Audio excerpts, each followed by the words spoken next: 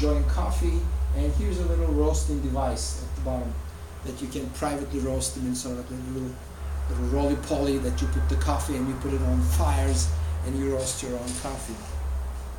Now, then French, they got really engaged in coffee as a trade activity.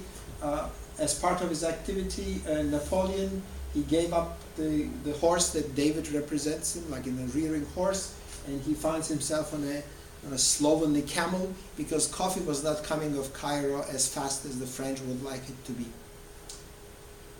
This resulted in a campaign that to Egypt and Syria. So they wanted to control the outflow of coffee, and as we know, it was an introduction of the Western culture over an Eastern society. And Napoleon at one time, because of the expense of the coffee, he even wanted French people not to drink the coffee made from the coffee beans, so they suggested an alternate of using the roasted roots of certain plants as part of their coffee. And again, some of the French coffees today, you find they developed a taste that's very unique to the French, so you find in the packaging still, the coffee bean, they still roast some of these roots. Let's move the action a little bit across the ocean, and of course from the Disney movie, we know Captain John Smith. In his book and travels, as a mercenary, he was a prisoner to the Ottomans, and then he ran away and he organized one of the trips to North America, to the shores of Virginia. And he talks about, again, in his writing, that Turks drink this coffee. So this is how it was introduced. But no stranger to Americans, once the coffee was introduced, it also created revolutionary ideas in the minds of the Americans. So as part of the Boston Tea Party, they didn't know what was on the ships, so they raided a local warehouse to dump tea in the harbor, but the whole idea was sort of concocted in a coffee house. Now, this is again Green Dragon Tavern on Union Street. In those days, coffee houses also acted as places of public opinion. So when you entered this particular house, it's when they served both tea and coffee. If you ordered tea, you were a Tory, and if you ordered coffee, you were a patriot. So you were not drinking the British tea and paying taxes. Now, the nature of the coffee and the trade, they go hand in hand. In many cases, the coffee houses, they share the same buildings with exchanges, and traders would be drinking their coffee and doing their exchange business. And we know that the Declaration of Independence was first read in one such coffee house. So the Americans gained their independence due to the mind-broadening effects of coffee. Now, this was not lost on the Dutch, and the Dutch had a very different approach to coffee. They were not interested in all this intellectual things associated with coffee. They felt like this is an excellent product that they can go ahead and conquer the world. So coffee really oiled the wheels of Dutch business, the famous company VOC, and they created a couple of things. First of all, they created very large ships. So this would deal with a piracy issue both in Eastern Mediterranean and also Moroccan and South Asian areas. So these ships had a very good crew to goods carried ratio, because it was built strong and it was built big, and they appeared everywhere in the world. At one time, half of the ships going around the world were Dutch ships, and they would carry 5 times the amount of goods that the second navigating nation of the British would carry in their ships. So what they would do is they would buy the coffee in the Ottoman port of Mocha, which is where the word Mocha comes from, and they would sell this coffee only for gold and silver. And the gold and silver, people would generally source it from Middle East and Egypt, and then the Dutch company would take the gold and silver and do more business in Southeast Asia, buying other type of goods. Now, not only that, but we know that the Dutch families, not only they did their first trade in Mocha, but they established trading families, and this is a family portrait of David George van Lennep in Smyrna or Izmir today. And then in many ways, the way they intermarried, that slowly these Dutch families became English families, and the Turkey merchants were introduced in the Ottoman Empire and the Eastern Mediterranean. So they got their cue from the Dutch traders who went and established themselves in these areas. Now, of course, coffee by itself, in one hand, it is about commerce, but on the other hand, it's about how they, what they see in coffee drinking. So, again, a very important Dutch artist who spent about 37 years in the Ottoman Empire. He made some of these sketches, and later on they were published with Jean-Baptiste Houssard's etchings, and it talks about, again, a coffee vendor and also a lady enjoying coffee served by the lady in waiting. Now, this wasn't lost on other people like Etienne Gerard. In this picture, he assigned some amorous feelings to coffee drinking. We not only see a couple engaged in a very lovely pose, but here, you can barely see it, maybe a coffee set with an ibriki as a large sort of a pot or a pitcher that they prepare the coffee. So this was not lost on the girlfriend of French kings. So again, this is Madame Pompadour. She have her picture made as a sultana, so to appeal to her boyfriend, the King of France, and then she's in this outfit, and the coffee is being served by a Nubian and a black woman. So suddenly, this type of image, of Eastern image, again associated with coffee. So other people, other beauties of this sort of girlfriend to the king circuit. And Madame du Barry is also seen here, again in an oriental outfit, being served by this, once again, a black servant boy. Now, some other artists, of course, they turn the attention to not only the people being served, but also the people who would bring in the coffee and serve the coffee. And we see here in John Frederick Lewis in The Coffee Bearer, that, you know, in the dress and the manner, and I think it's one of the loveliest pictures of their facial expression is sort of bringing joy to people in a little plate, as you can see in this picture. And here's another one, The Turkish Coffee by Edward Louis. We see here, interestingly, the way the coffee was served at the time. There's a pitcher where the coffee was boiled, and then these are cups with no handles. Inside these metal containers, which is called zarf, or an envelope, and being carried on a little sort of tray. And this is how traditionally coffee was served.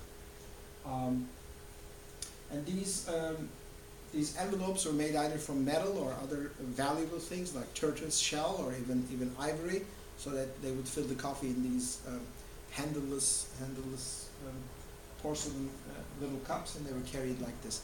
In many cases, when a well-to-do family, their daughters get married, as part of their dowry, they have a couple of these sets for different occasions at different times of the year.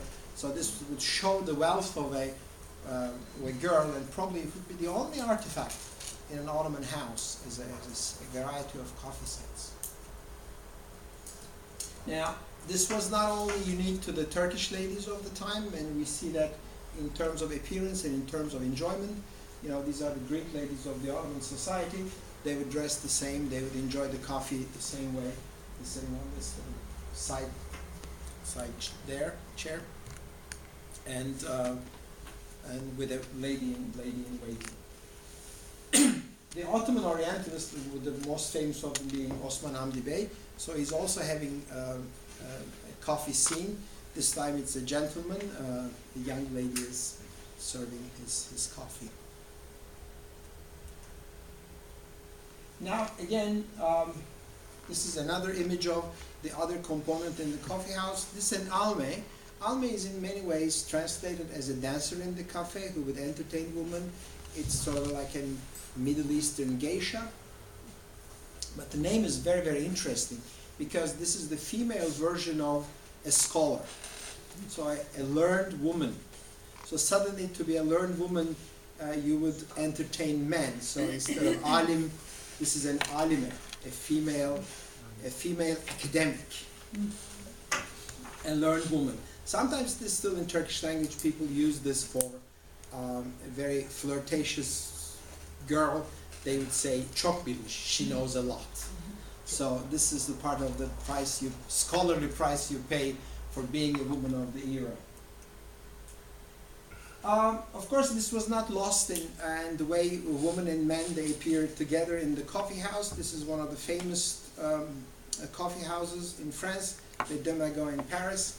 I don't think you can find any intellectuals in there because all the seats were filled by tourists.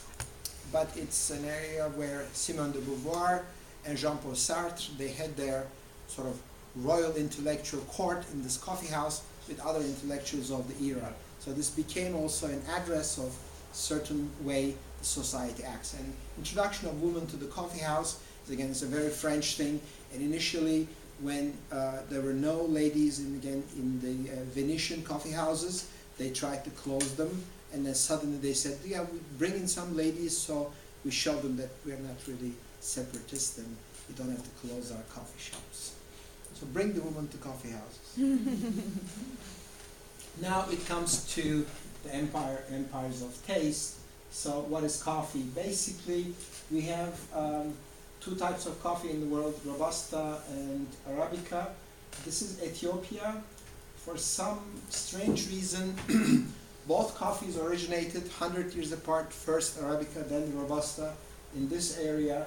And then in the course of the trade, there's a certain kind of a coffee belt, but Arabica being a more valuable bean, they grow more. Even initially, they started to grow Robusta because it's easier to grow. You basically leave it alone, whereas the other one really requires backbreaking work to have the coffee. Now, the caffeine content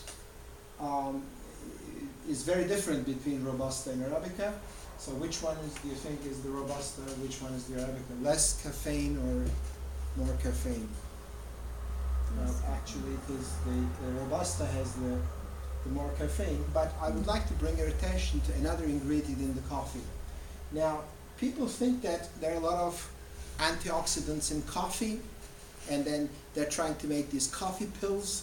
They try to advertise them, but in the process of roasting the beans, all those things are lost. So the best way to enjoy this antioxidant effects of this particular chemical, you have to basically grind green beans and eat them by the spoonfuls, about a couple of kilos a day.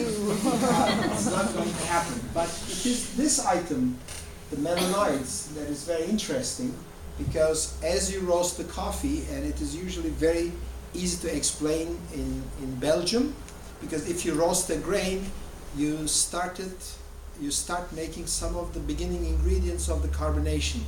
Now, some of it is lost in the roasting process, but some of them stays inside. And when you grind them and you start making either beer or coffee, with the help of melanoids, they form these little bubbles, and these bubbles, they like water and they hate oils, and they start forming the famous crema of the coffee. Isn't a fantastic sort of image? Now, again, this is why actually what makes a good coffee, and people ask this question like, should we drink all 100% Arabica or something else? Usually it's a blend, and that's where the manufacturer comes into play, because it has to be roasted in a certain way so it gets enough carbonation without losing it, and then it is ground in a certain way so they keep these carbonation elements in it, and the taste is balanced. So in some cases it should be freshly roasted, and it should only be ground with small quantities as you enjoy them. So there's no recommendation of going this way or that way. Go with the ones you like, and go with the way it's being prepared. Now, in later years, it was recognized by, let's say, in this case, Charles Macfarlane, in his travel guide during the Mahmud II, when Turkey was trying to westernize itself. They sort of said that the Turks cannot live without coffee. Obviously, they cannot. They have their long smoking pipes, and the other person is actually preparing coffee, and she's a shorter smoking pipe. Now, again, we know that the first coffee houses were opened in a certain part of Istanbul on Tahtakale, and actually the merchants, they made so much money after a couple of years, they went back to Syria with sort of a train of donkeys full of money, the myth says, but by that time Istanbul had hundreds of coffee houses.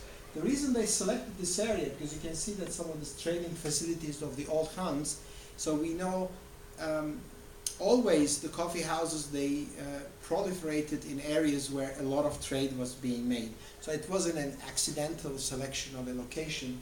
This was where many of the old trade was made and things were brought into the harbor for warehousing and selling in a piecemeal fashion. So we see in two areas where Al-Moka, this is the Yemen town of Yemen, and 500 years ago it became an Ottoman